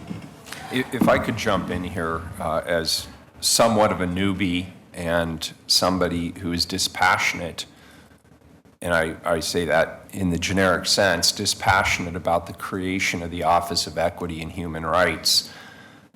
As I've met with Director James and I've studied this, I think we've actually done Director James and OEHR a huge disservice by not clarifying either the role of the director or the authority of the director vis-a-vis the bureaus. Mm-hmm. And so I want to get back to what Commissioner Fish asked and what Desiree had commented on earlier. I don't see how the Office of Equity and Human Rights can be successful if it is not in a position of identifying goals and standards. That does not mean in a vacuum to the exclusion of people in the bureaus working on equity or diversity, but it feels to me that there does need to be this standard set of goals and potentially even broad strategies. There's other things that are missing. And I keep asking for the data. And I realize that Director James does not have the authority to go into the bureaus and actually mandate the collection of or receive data relative to equity and diversity in a manner that the Office of Equity and Human Rights thinks is appropriate to report back to the City Council. There's clearly, as Desiree mentioned, an opportunity for sharing of ideas and best practices. While I realize each bureau has its own unique challenges, there are most likely strategies or ideas or best practices or trainings that people have participated in or conferences they've gone to, things they want to bring back and that could be very helpful for all of us to work on collaboratively. But it's my understanding that Director James does not have the authority to actually bring people together for the purposes of having those conversations. He can request it, but people may or may not choose to show up. There's the question of resourcing. I don't think we can escape what Director Kanowitz said earlier. Not all bureaus are equitable, in terms of access to human resources or financial resources when it comes to addressing issues of equity. And I don't think any of us want to be in a position of saying smaller bureaus that have fewer resources are less entitled to a strong equity and diversity strategy or the ability to pull it off. And finally, without that authority, strategy, and data, there really isn't accountability.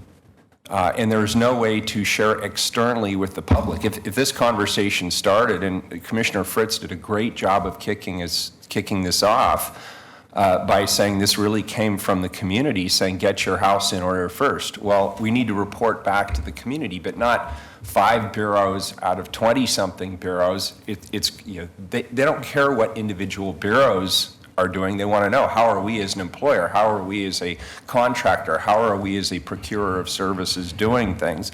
And then it raised some of the flip side questions for some of you. You all work mostly for directors who embrace and agree with your goals around diversity and equity. I could see a flip side to this. I'll call it a dystopian future where bureau directors maybe don't embrace what it is you're trying to do, and because there isn't the authority and the resource or the charge from the Office of Equity and Human Rights, a director who really isn't that serious about equity could actually stomp out those efforts around equity. And there's nothing that Dante or anyone else in OEHR can do at this particular juncture to say otherwise. And I think that's problematic.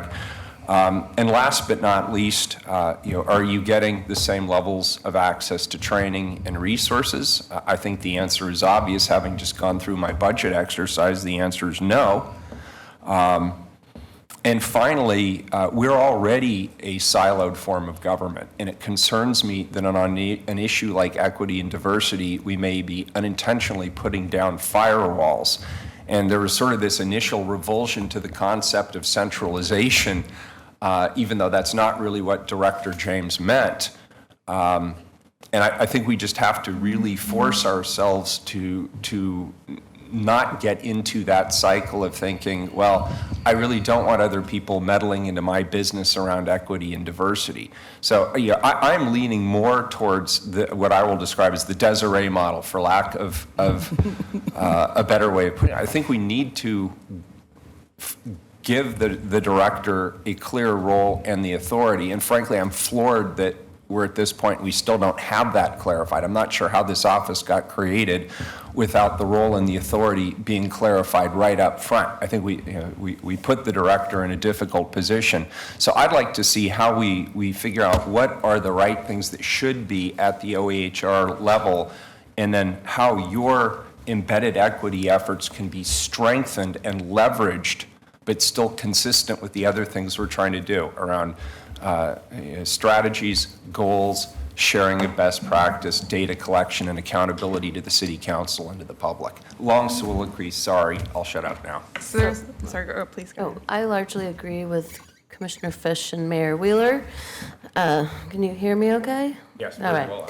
I had an eye-opening meeting with the director yesterday, and I think the two most surprising things that I learned was, number one, we haven't set clear goals for equitable hiring, and as Director James explained to me, he didn't want to set the city up to fail because we had a long way to go toward equity.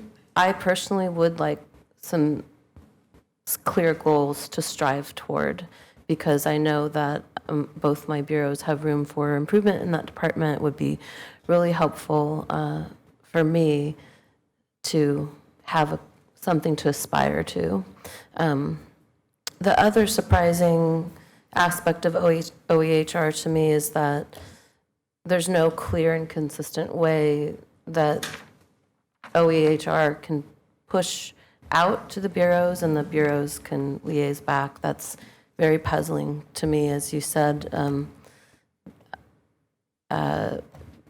while I do agree with keeping the equity directors in the bureaus, I like the standards are centralized, the implementation is decentralized. It's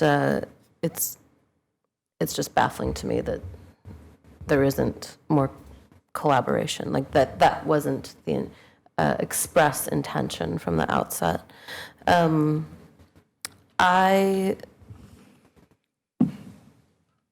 Another interesting thing that came up in our conversation was that perhaps we need an Office of Civil Rights, because the work that OEHR does is not, or I guess the scope of the work doesn't necessarily encompass civil rights, but I certainly think if we're going to talk about kind of baseline standards, we should be looking at Title VI of the Civil Rights Act and the ADA, and making sure that, changing hearts and minds, as we know, takes years, decades, centuries, but we do have some laws in place that could provide a baseline and could, frankly, protect the city from discrimination lawsuits. So I don't see any reason why we couldn't use those as part of our baseline. And then finally, I am a little concerned when I'm looking at the equity initiatives that there doesn't appear to be, a disability doesn't appear to be addressed at all. And, disability is experience that knows no boundaries, age, race, gender, et cetera. People of color with disabilities are certainly at an even greater disadvantage. So I would really like to see more emphasis and assistance in that arena. Then I invited Nicole to the table and I didn't give her an opportunity to speak, so if you could please address that. Thank you. So I totally agree with Commissioner Fish and Commissioner Daly. For me, doing the work that I've been doing in the city, along with Danielle Brooks, who is the ADA Title VI and the ADA Title II and Civil Rights Title VI coordinator, it's about setting that baseline of compliance. So we have these federal mandates that say you need to comply to these certain ways of creating access for community members. And we have tried over the last 11 years since I've been here to establish those, but it's very challenging because of the commission form of government. I've always thought a really interesting model that happens at the city is what happens with PBEM. So you have the Emergency Bureau who coordinates all the emergency efforts across the city bureaus, but it doesn't do the work that the city bureaus do in their individual responses to emergency. So in my mind, one of the things that needs to happen is how do you have that centralized coordination and that foundation based on the laws that already exist to create access for people of color, people with disabilities, and then branch it out into the bureaus. Thank you. So I'm going to try to distill a little bit about from what I was hearing from the council and kind of kick it back to the equity managers. And then certainly if any of the bureau directors who came and spoke or any of the other bureau directors who I know are sitting in want to come up and add anything, you're welcome to come up to the table. A couple things. First, really what I was hearing is how do we evaluate the success of bureaus? There's different ways that each of you have kind of come up and spoken about how you rate your own success within your bureaus. And then how do we make that kind of bureau-wide or citywide to all of the bureaus? And can they all be evaluated with the same criteria? And as we kind of contemplate that question, also thinking about how we, Director Abate mentioned earlier about embedding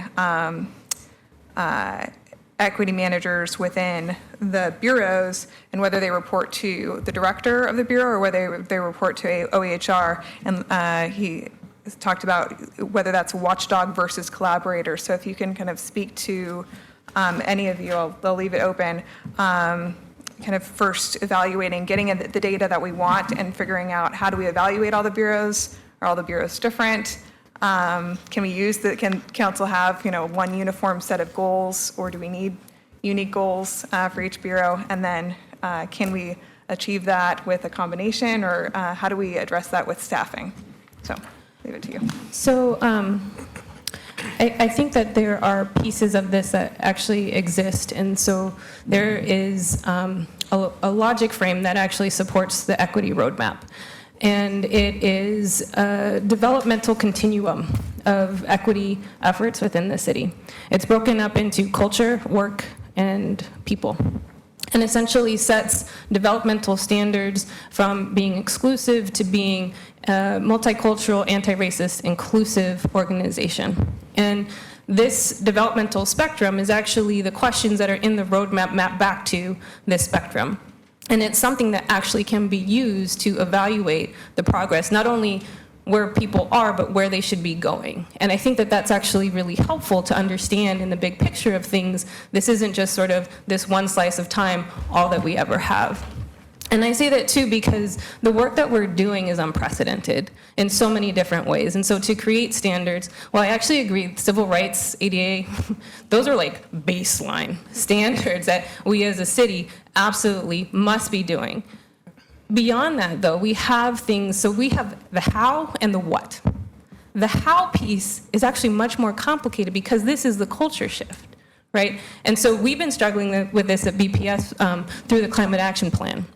Right, we were asked by our community folks, how do we know that the needle is moving? We actually had a really hard time conveying that, and that's what you're asking for, these baseline standards, and how can we know that the needle is moving? There are things related, again, to civil rights, ADA, that we can look to. When it comes to the culture shift, we're not saying that we don't actually know what the new culture looks like. So what we're looking for are guideposts along the way to say that we're doing the right thing because we're asking the right questions, right? And so that's what this spectrum looks at.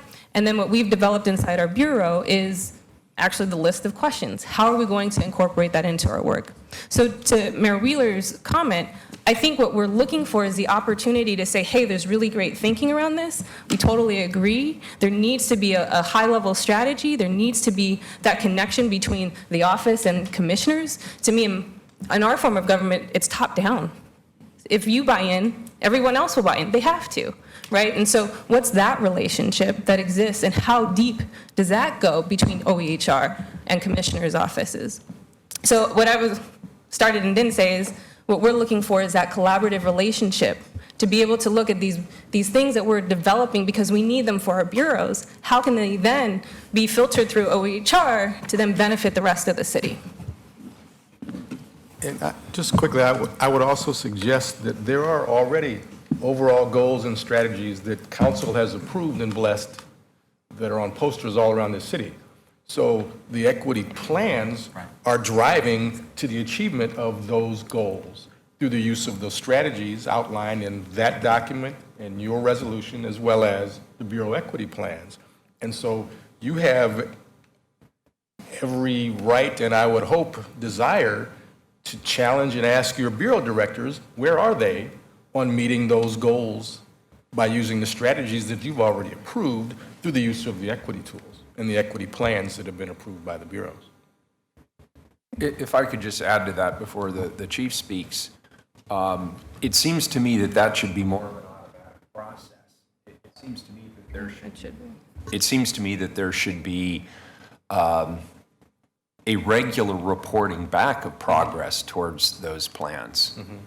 And again, that's something that I'd like to see done at the through the Office of Equity and Human Rights, but that's just my personal perspective. And we intend, when we will report, but they've just gotten completed. I mean, as a matter of fact, one bureau still hasn't gotten it to us. So we're in the process now of beginning that reporting quarterly kind of review of those plans as now they come back. And I think that's where the council and the auditor come in. We agreed that we were going to ask our directors, how have you done on these measurements? I include that as part of my annual evaluations. Well, Commissioner Fritz just kind of stole my thunder. That doesn't work. They fixed it. A name for the record, Chief. Chief Myers, Fire Chief for Portland City. I think Commissioner Fritz just kind of stole my thunder. You're exactly right. Directors don't get to abstain from participating in developing the equity plans. It is a challenge. We are probably one of the larger bureaus without an equity manager. And I took the role, I've got about 2 weeks more, and I'll have my 10-month anniversary. And when I arrived here, we were already behind on our equity plan. We're still behind in getting this equity plan finalized. I'm not an expert at designing an equity plan. This isn't a competition between bureaus. This is a city that obviously has its equity goals and where it believes it needs to be based on its values. And we all support that. And I think this is about finding the best option for us to come together and help bureaus get to the base level that we need to be at. We don't have an equity manager in Portland Fire. I spend an inordinate amount of my time as a bureau director just managing my strategic plan. We put equity in there as a common part of that. I would challenge my director to hold me personally accountable to meeting those strategic plan for my performance review. That's why you pay me. It is my interest to get there, but I need the best practices and the talent at the table you see here to help me get there, because without it, I won't be able to. I don't understand all of the roles. I do the best that I can, but we need to deliver. Directors, again, don't get a chance to abstain. We do need to meet those goals set by the commission, and I do believe accountability is where it stands, and we do have a pretty strong performance review process. That, to me, that's where it would start. And from one bureau director, I'll just speak for myself, I have no issue being held accountable to something as important as having an equity plan completed and being completed professionally. So if I can add another question then. A lot of the bureaus here obviously have their own, or some of the bureaus have their own equity managers. What size of bureau do you think needs its own equity manager?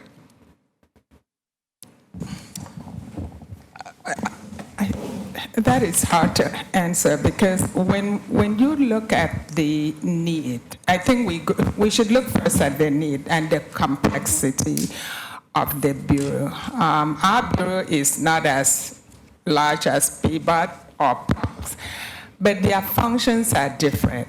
So it is hard to just throw out, it's like maybe it should be 200, maybe it should be 100, because it's hard to tell if a medium-sized bureau like us, we say medium, well, it was a medium-sized bureau, but it was so complex and there were so different things that we needed to put in place to shift the culture. So giving a number is very challenging, if that's what you're asking. Sure. Are there other criteria then that a commissioner should be looking at when they're discussing with their director whether or not that particular bureau should have its own equity manager? I personally think that every bureau should have an equity position, and that it doesn't always need to be labeled as such, but to have the responsibilities to do the work. And if the position should be primed to have influence on that bureau culture. And so we have many positions throughout the city that actually have that role. And if there were additional responsibilities around equity for smaller bureaus, but I do think every bureau ideally would have some sort of function within their bureau that was designated. And if I could just add, right now we follow a model where in each bureau we have Title VI coordinators and ADA Title II coordinators, but they're not positions. They're basically a hat that someone wears. And so when we try to do that work with them, it really doesn't get us anywhere, because some of the people don't even have a link to their directors, and other people just don't have the time. And so we really struggle with even getting that basic compliance back to us. And I think, part of one of the things that I kind of toyed with was, should bureaus have a report card? And that would be great, except if you don't have any teeth to your failing grade, what does it matter? So that also has to be a part of it. What are the costs to the bureaus when they aren't doing the work that we know that they should be?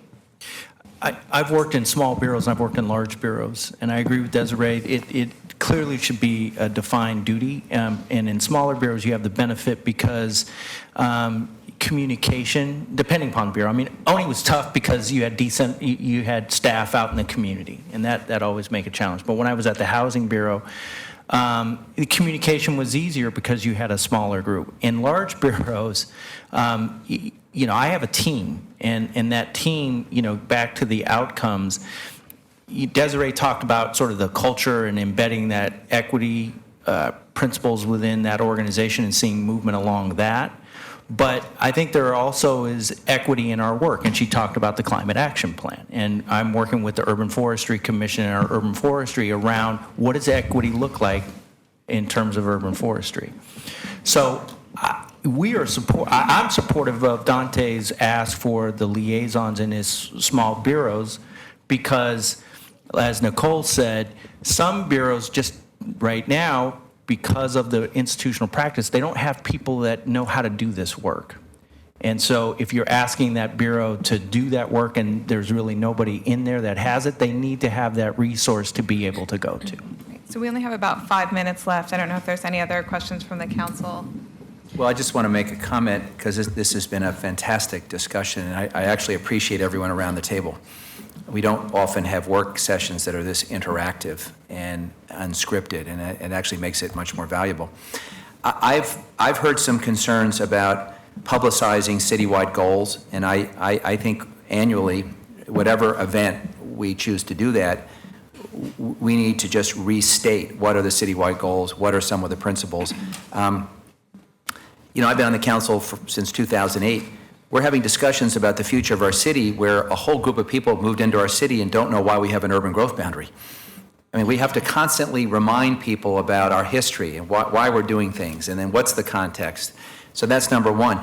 If there's a feeling that the director needs more power, I would urge the mayor and Commissioner Fritz and the director to draft an ordinance and circulate it, giving us options about additional authority the director needs. I would not waste any time on that. And if there is a continuing challenge of getting data and information from the bureaus, I'd take a page out of Commissioner Salzman's playbook, which is I would have an annual resolution that comes to council which reaffirms our commitment to a set of values and has the entire council agree to furnish information to the director upon demand. And it's not because we have to be told to do it. It's because in our form of government, if there isn't that sort of at the council level direction, it doesn't happen. And I've had high hopes when I've come before even the meetings of bureau directors where I've come to talk about things. But I've noticed that the follow-through was generally limited to the bureaus that I had oversight of, and I get that, because I don't have the direct authority. The council should do an annual resolution committing to all the things you want us to do. And that way there can be no backsliding. And it then becomes direction to every director as a member of this corporation to follow through on citywide goals. And I think that would be helpful. Maybe that can be incorporated into the annual report from the Office of Equity and Human Rights, adding more direction that the council would affirm. Director Canway. Just one comment. I mean, Commissioner Fish, I absolutely appreciate that and think that's great. I think where we have had concerns, and Dante and I partner on a number of citywide equity issues for the city, is one of the reasons like there's no follow-through is not having identified people that are going to take some of these programs forward. The city's model employer to become a model employer of disability is a glaring example of that, passed in 2012. With basically up to myself as a bureau director to be implementing that citywide program. And while we have done a number of things, as was pointed out, I think in Dante's remarks, 80% unemployment for that group of people. For the city, we're below 2% of employees who identify as having a disability. So, you know, while we can report, I think it, again, without sharing the citywide resources, I think that's where we're going to continue to have some problems. I, again, agree. I think the equity managers are doing great things, but it is a handful of bureaus, and other bureaus are doing a lot of great things. You heard Tracy go through the litany of what the city attorney's office are doing, but I agree that something, you know, with the expertise coming out of the Office of Equity, which would also have sort of more enforcement function, would be really useful for all of us. Thank you. We're just about out of time. I know Director Krieger came up, and if you want to say a couple very things. short. Kurt Krieger, Housing Bureau Director, and with me Leslie Goodlow, Business Operations Manager. Housing might be different because what we do each and every day, each and every position is involved with equity. Housing is merely the way in which we achieve it. So when we, for example, are charged by the federal government to undertake fair housing enforcement, Thank you. staff within the Bureau are responsible for that. So that when we built the Bureau's equity plan, each staff in the organization was involved. And granted, as mentioned, we're not big. We have fewer than 85 people. But I frankly don't think a top-down approach is very effective. I think it has to be, everyone has to be vested and everybody has to be responsible. And now our work, because we're all about equity and inclusion in our daily life, isn't separable. We can't just say, okay, one person is responsible for equity. In our case, Matthew Scheibold is our equity and policy manager. He's responsible for many of the large policy moves that you've seen here at City Council for the last 2 years, including inclusionary housing to promote equity throughout the city as private developers are undertaking their projects. So Matthew probably only spends about a third of his time on pure equity issues, but other people are also responsible for equity within the organization. And Leslie's been with the Bureau much longer than I, and she's much closer to the hiring practices and subcontractor practices. Quickly, because we're out of time. Sorry, Leslie. Well, I just wanted to speak to the relationship with the Office of Equity. We benefit from them subleasing space from us, so we have quite the collaborative relationship. We do their finance and some HR functions for them, and so we probably have gone a lot farther than a lot of other bureaus because we sit on the same floor with them. But I just want to speak to, our hiring. We're above the city average for employees of color. Our equity plan, we're a long way towards implementation of that. And we're above our average for MWASB is much higher than the city requires. And so we really appreciate working with Dante and with the Office of Equity and benefit fully, and hope that we can figure out a way to make this work for all the bureaus, large and small. Thank you. Dante, I want to give you the last word. Thank you very much. Again, I just want to say thank you for just bringing this to the forefront of the conversation, and everybody sitting at the table, the equity managers, specifically for the hard work that they do every day. And I also think what you've heard is commentary about how my staff has engaged and provided assistance to the folks who have come to speak. Judith, Tatiana, everybody, okay, is a part of this conversation in providing the support to all of the bureaus, equity managers, those who don't have an equity manager. It truly takes the entire staff. And what I've asked for is additional staff to be able to build that out for the bureaus who, one, don't have an equity manager and are continuing to reach out to us and drain our capacity to do the things that are our core function in some sense. And so it is truly as a result of all the work of everybody. And so what I'm asking for is Equity 2.0. And how do we then consider the next best step for doing this work? So I appreciate your listening, and I appreciate everybody's commentary, and it's just been, I think, a very good morning to educate and consider all of this. Thank you, Director James, and I'd like to give Commissioner Fritz the last word. Thank you, Mayor.